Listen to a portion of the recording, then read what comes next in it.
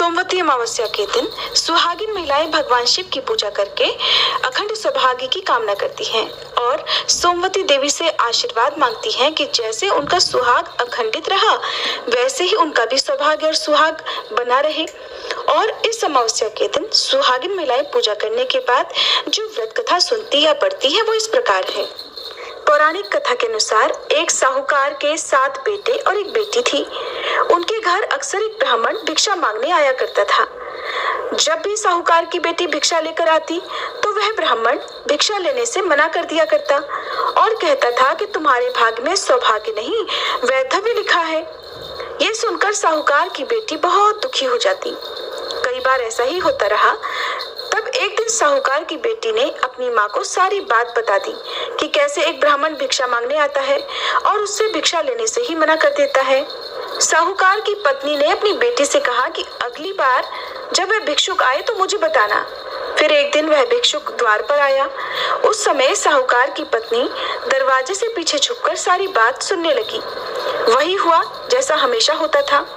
भिक्षुक ने साहूकार की बेटी से भिक्षा लेने से मना कर दिया और कहने लगा कि तुम्हारे भाग्य में सुहाग नहीं विधवा होना लिखा है। इस बात को सुनकर साहूकार की पत्नी दरवाजे की आड़ से बाहर आकर भिक्षुक से कहने लगी कि एक तो हम भिक्षा दे रहे हैं, ऊपर से आप हमें अशुभ बातें बता रहे हैं। ब्राह्मण ने कहा कि मैं जो कुछ भी कह रहा हूँ वो सच है। आपकी बेटी के भाग्य में ऐसा ही लिखा है। जब विवाह के समय आपकी बेटी फेरे ले रही होगी उसी समय सांप आकर इसके पति को काट लेगा और यह विधवा हो जाएगी। ब्राह्मण की ऐसी बातें सुनकर साहूकार की पत्नी दुखी हुई, लेकिन फिर ब्राह्मण से बोली कि अगर आपको ये पता है कि ये विधवा होगी तो आपको ये भी पता हो सकता है कि फिर इसके सुहाग की रक्षा कैसे हो सकेगी। साहूकार की पत्नी के ऐसा पूछने पर ब्राह्मण ने कहा कि यहाँ से बहुत दूर पर एक गांव है जहाँ पर एक सोना धोबन रहती है। वह हर सोमवती अमावस्या को व्रत रखती है, इससे उसका सुहाग अटल है। अगर वह आकर अपना सुहाग आपकी बेटी को दे देगी तभी इसका वैधव्य टल सकता है। ब्राह्मण की बात सुनकर साहूकार की पत्नी ने ब्राह्मण का धन्यवाद किया और वह सोना धोबन की खोज में निकल पड़ी। एक दिन बहुत तेज धूप के कारण पीपल की छाया में बैठकर आराम कर रही थी। तभी उसने देखा कि एक सांप आया और उस पीपल के पेड़ पर गरुड़ के बच्चों को खाने के लिए चढ़ने लगा। साहूकार की पत्नी ने देखकर उस सांप को मार दिया और गरुड़ के बच्चों की रक्षा की। इतनी देर में गरुड़ भी वहां आ गया और देखा कि आसपास खून ही खून फैला हुआ है। गरुड़ को लगा कि साहूकार की पत्नी ने ही उसके बच्चों को नुकसान पहुंचाया है, इसलिए गरुड़ ने चोंच से उस पर हमला कर दिया। लेकिन फिर साहूकार की पत्नी ने किसी तरह उसे रोका और बताया कि उसने तो उसके बच्चों की रक्षा की है। गरुड़ ने जब इस सच को जाना तब कहने लगा कि तुमने मेरे बच्चों की रक्षा की है, इसलिए बताओ कि मैं कैसे तुम्हारी सहायता कर सकता हूँ। साहूकारनी ने तब गरुड़ को बताया कि वह सोना धोबन की तलाश में निकली हुई है। अगर वह उसे वहां तक पहुंचा दे तो बड़ा उपकार होगा। फिर साहूकारनी को गरुड़ ने सोना धोबन के गांव में पहुंचा दिया। सोना धोबन के 7 बेटे और बहुएं थी, लेकिन बहुओं में घर के काम को लेकर कहासुनी बहुत हुआ करती थी।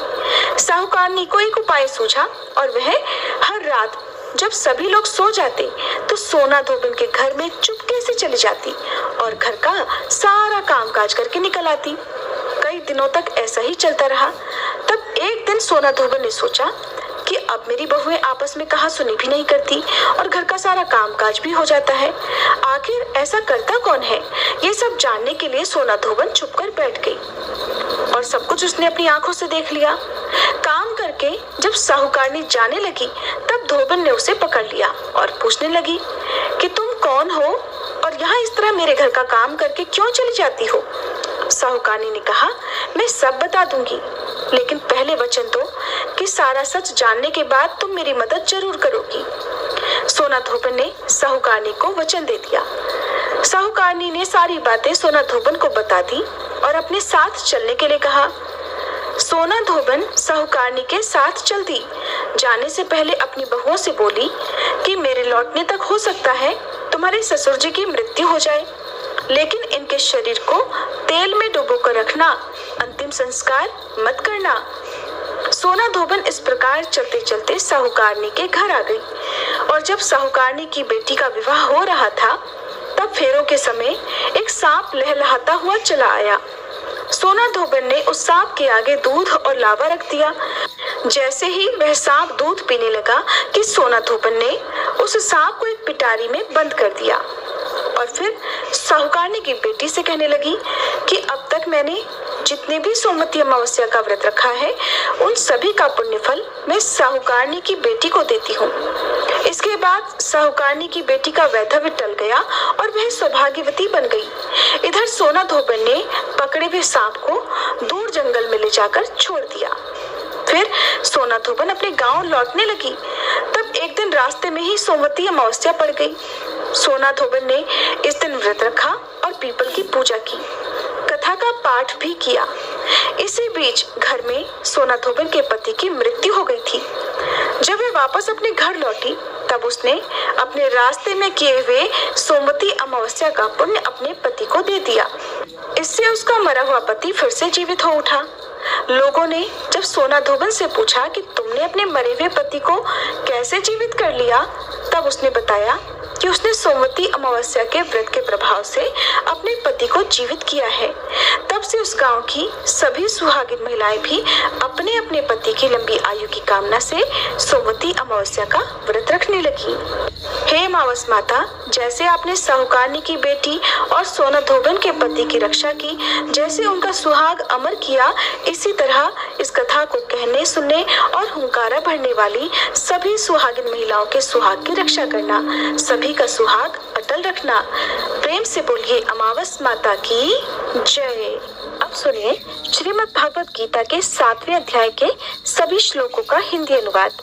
भगवान श्री कृष्ण अर्जुन से कहने लगे, हे पार्थ, अनन्य प्रेम से मुझ में आसक्त चित्त और अनन्य भाव से मेरे परायण होकर योग में लगा हुआ तो जिस प्रकार से संपूर्ण विभूति, बल, ऐश्वर्य आदि गुणों से युक्त सबके आत्मरूप मुझको संशय रहित जानेगा, उसको सुन। मैं तेरे लिए इस विज्ञान सहित तत्व ज्ञान को संपूर्णतया कहूंगा, जिसको जानकर संसार में फिर और कुछ भी जानने योग्य शेष नहीं रह जाता। हजारों मनुष्यों में से कोई एक मेरी प्राप्ति के लिए यत्न करता है और उन यत्न करने वाले योगियों में भी कोई एक मेरे परायण होकर मुझको तत्व से अर्थात यथार्थ रूप से जानता है। पृथ्वी, जल, अग्नि, वायु, आकाश, मन, बुद्धि और अहंकार भी इस प्रकार से ये 8 प्रकार से विभाजित मेरी प्रकृति है। ये 8 प्रकार के भेदों वाली तो अपरा अर्थात मेरी जड़ प्रकृति है।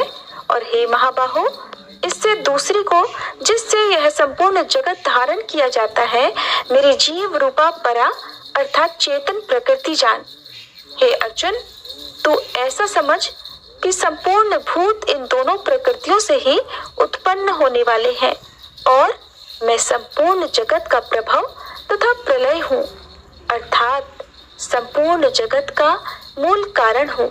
हे धनंजय, मुझसे भिन्न दूसरा कोई भी परम कारण नहीं है।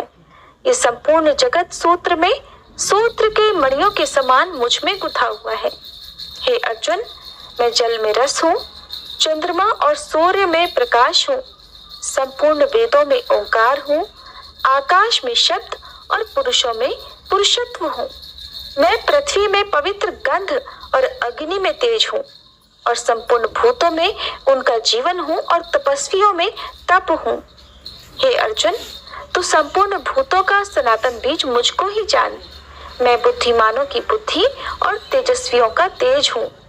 हे भरत श्रेष्ठ, मैं बलवानों का आसक्ति और कामनाओं से रहित बल अर्थात सामर्थ्य हूँ और सब भूतों में धर्म के अनुकूल अर्थात शास्त्र के अनुकूल काम हूँ।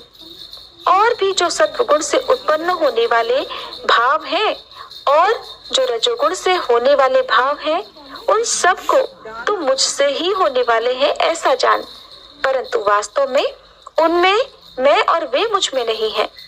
गुणों के कार्य रूप सात्विक, राजस और तामस, इन तीनों प्रकार के भावों से ये सारा संसार प्राणी समुदाय मोहित हो रहा है।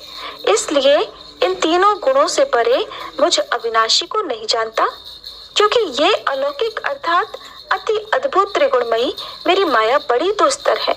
परंतु जो पुरुष केवल मुझको ही निरंतर भजते हैं वे इस माया को उल्लंघन कर जाते हैं अर्थात संसार से तर जाते हैं। माया द्वारा जिनका ज्ञान हरा जा चुका है ऐसे आसुर स्वभाव को धारण किए हुए मनुष्यों में नीच दूषित कर्म करने वाले मूढ़ लोग मुझको नहीं भजते। हे भरतवंशियों में श्रेष्ठ अर्जुन, उत्तम कर्म करने वाले अर्थार्थी अर्थात सांसारिक पदार्थों के लिए भजने वाला, आर्त अर्थात संकट निवारण के लिए भजने वाला, जिज्ञासु अर्थात मेरे को यथार्थ रूप से जानने की इच्छा से भजने वाला और ज्ञानी, ऐसे 4 प्रकार के भक्तजन मुझको भजते हैं। उनमें नित्य मुझ में एकाकी भाव से स्थित अनन्य प्रेम भक्ति वाला ज्ञानी भक्त अति उत्तम है, क्योंकि मुझको तत्व से जानने वाले ज्ञानी को मैं अत्यंत प्रिय हूँ और वह ज्ञानी मुझे अत्यंत प्रिय है। ये सभी उदार हैं, परंतु ज्ञानी तो साक्षात मेरा स्वरूप ही है, ऐसा मेरा मत है। क्योंकि वह मत मन बुद्धि वाला ज्ञानी भक्त अति उत्तम गति स्वरूप मुझ में ही अच्छी प्रकार स्थित है। बहुत जन्मों के अंत के जन्म में तत्व ज्ञान को प्राप्त पुरुष सब कुछ वासुदेव ही है, इस प्रकार मुझको भजता है वह महात्मा अत्यंत दुर्लभ है। उन भोगों की कामना द्वारा जिनका ज्ञान हरा जा चुका है वे लोग अपने स्वभाव से प्रेरित होकर उस नियम को धारण करके अन्य देवताओं को भजते अर्थात पूजते हैं। जो सकाम भक्त जिस देवता के स्वरूप को श्रद्धा से पूजना चाहता है उस भक्त की श्रद्धा को मैं उसी देवता के प्रति स्थिर करता हूँ। वह पुरुष उस श्रद्धा से युक्त होकर उस देवता का पूजन करता है और उस देवता से मेरे द्वारा ही विधान किए हुए उन इच्छित भोगों को निस्संदेह प्राप्त करता है। परंतु उन अल्प बुद्धि वालों को वह फल नाशवान है और वे देवताओं को पूजने वाले देवताओं को प्राप्त होते हैं और मेरे भक्त चाहे जैसे ही भजे अंत में वे मुझको ही प्राप्त होते हैं। आप जानिए कि भगवत गीता के 7वें अध्याय में भगवान के प्रभाव और स्वरूप को न जानने वालों की निंदा और जानने वालों की महिमा का वर्णन किस प्रकार किया गया है। भगवान श्री कृष्ण कहते हैं, बुद्धिमान पुरुष मेरे अनुत्तम अविनाशी परम भाव को न जानते हुए मन इंद्रियों से परे मुझ सच्चिदानंद घन परमात्मा को मनुष्य की तरह जन्म कर व्यक्ति भाव को प्राप्त हुआ मानते हैं। अपनी योग माया से छिपा हुआ मैं सबके सामने प्रत्यक्ष नहीं होता, इसलिए यह अज्ञानी जन समुदाय मुझ जन्म रहित अविनाशी परमेश्वर को नहीं जानता अर्थात मुझको जन्मने मरने वाला समझता है। हे अर्जुन, पूर्व में व्यतीत हुए और वर्तमान में स्थित तथा आगे होने वाले सब भूतों को मैं जानता हूँ, परंतु मुझको कोई भी श्रद्धा भक्ति रहित पुरुष नहीं जान सकता। हे भरतवंशी अर्जुन, संसार में इच्छा और द्वेष से उत्पन्न सुख दुख आदि द्वंद्व रूप मोह से संपूर्ण प्राणी अत्यंत अज्ञता को प्राप्त हो रहे हैं, परंतु निष्काम भाव से श्रेष्ठ कर्मों का आचरण करने वाले जिन पुरुषों का पाप नष्ट हो गया है वे राग द्वेष जनित द्वंद्व रूप मोह से मुक्त दृढ़ निश्चयी भक्त मुझको सब प्रकार से भजते हैं। जो मेरे शरण होकर जरा और मरण से छूटने के लिए यत्न करते हैं वे पुरुष उस ब्रह्म को, संपूर्ण आध्यात्म को, संपूर्ण कर्म को जानते हैं। जो पुरुष अधिभूत और अधिदेव सहित तथा अधियज्ञ सहित अर्थात सबका आत्मरूप मुझे अंतकाल में भी जानते हैं वे युक्त चित्त वाले पुरुष मुझे जानते हैं अर्थात मुझ में लीन हो जाते हैं, मुझे प्राप्त हो जाते हैं। श्रीमद् भागवत गीता के 7वें अध्याय का हिंदी अनुवाद समाप्त।